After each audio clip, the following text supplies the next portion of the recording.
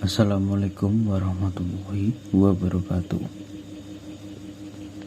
Baik, di sini kami akan mempresentasikan tentang hadis larangan ujaran kebencian dan menjaga lisan. Sebelumnya, saya akan memperkenalkan anggota dari kelompok 7. Yang pertama, Muhammad Nur Aziz Ardi Pratama. Yang kedua, Syafina Naurah Sahna. Yang ketiga, Erwinda Purnamasari. Baiklah teman-temanku, mari kita mulai pembahasan materinya.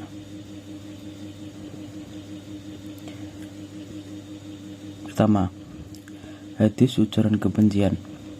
Macam-macam ujaran kebencian yang terdiri A. Ghibah. Dijelaskan juga oleh Imam Ghazali sesuai dengan ijma para ulama bahwa ghibah adalah menyebutkan sesuatu pada orang lain yang mana sesuatu itu tidak disukainya. Dan B. Berbohong hakikat. Dari bohong adalah menceritakan sesuatu yang bertolak belakang dari realita yang ada. Dan bentuk pemberitaan itu tidak hanya terbatas pada ucapan, tetapi juga dalam perbuatan seperti isyarat tangan, gelengan kepala, terkadang juga dengan diam.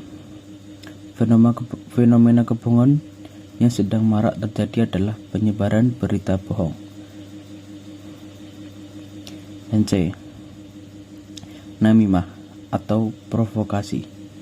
Provokasi adalah menghasut, mengadu domba, atau memprovokasi. Namimah ialah mengadu perkataan seseorang. D. Fitnah diserap dari bahasa Arab yang berarti ujian atau cobaan. Fitnah adalah informasi yang disebarkan yang bertujuan untuk membangun stigma negatif atas suatu peristiwa yang dilakukan oleh orang lain berdasarkan fakta palsu sehingga dapat mempengaruhi penghormatan, wibawa atau reputasi seseorang. Baiklah, selanjutnya dilanjutkan oleh Mbak Erwinda. Baiklah, saya akan membacakan slide ketiga, yaitu yang berisi tentang hadis ujaran kebencian.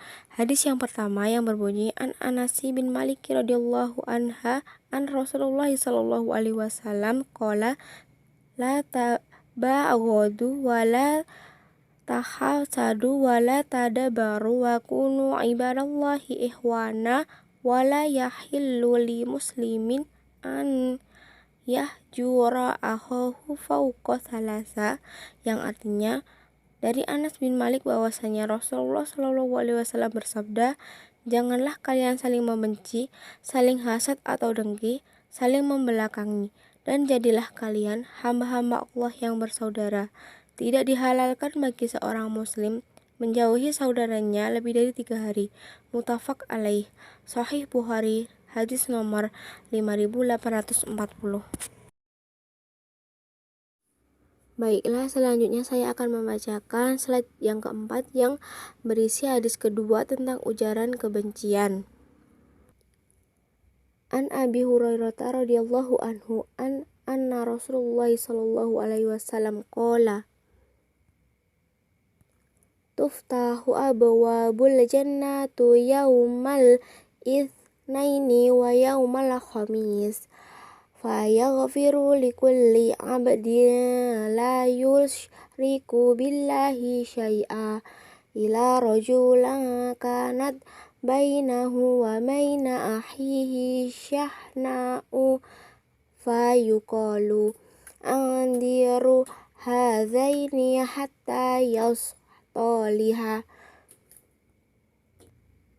yang artinya dari Abu Hurairah radhiyallahu anha bahwa Rasulullah SAW bersabda, pintu-pintu surga dibukakan pada hari Senin dan Kamis, lalu orang-orang yang tidak berbuat syirik diampuni dosa-dosanya, kecuali orang-orang yang mempunyai rasa benci terhadap saudaranya, lalu dikatakan tangguhkanlah keduanya hingga saling islah.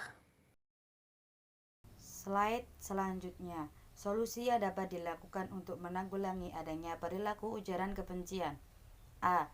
Masih ada orang yang paham tentang ujaran kebencian sesuai dengan undang-undang yang mengatur ujaran kebencian dan kejahatan.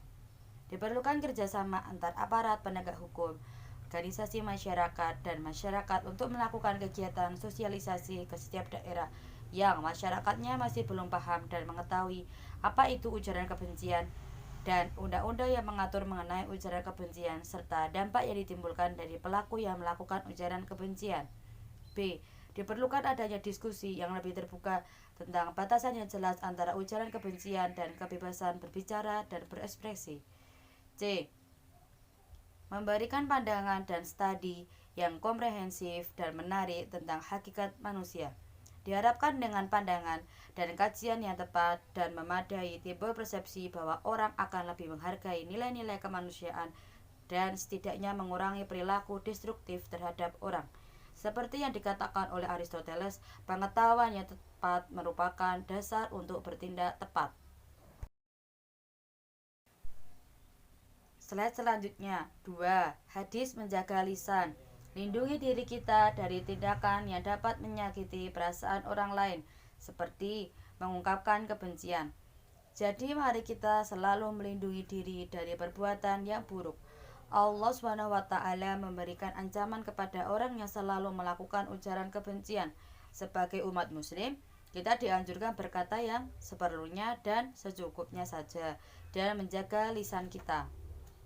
Sesuai dengan hadis yang disampaikan oleh Abu Hurairah bahwa Rasulullah SAW bersabda, "Maka na yu'minu billahi wal yaumil akhiri fal yakul khairan aw liyashmut," yang artinya, barang siapa yang beriman kepada Allah dan hari akhir, maka hendaklah ia berkata baik atau hendaklah ia diam. Slide selanjutnya, cara mencegah dan mengatasi bahaya lisan. A. Tidak berkata sesuatu yang tidak penting. B. Tidak berlebih-lebihan dalam berbicara. C. Tidak memperpanjang perkataan yang buruk. D. Tidak berdebat dan terbantah-bantah. E. Menghindari pertengkaran. F. Tidak berlagak fasih dalam berbicara. G. Tidak berkata keji, kotor, dan memaki. H. Tidak suka mengutuk atau melaknat. Sekian dari kelompok kami. Terima kasih sudah menyaksikan video penjelasan tentang hadis larangan ujaran kebencian dan menjaga lisan dari bagian pertama sampai bagian terakhir. Semoga ilmunya bermanfaat. Sekian dari kelompok kami. Wassalamualaikum warahmatullahi wabarakatuh.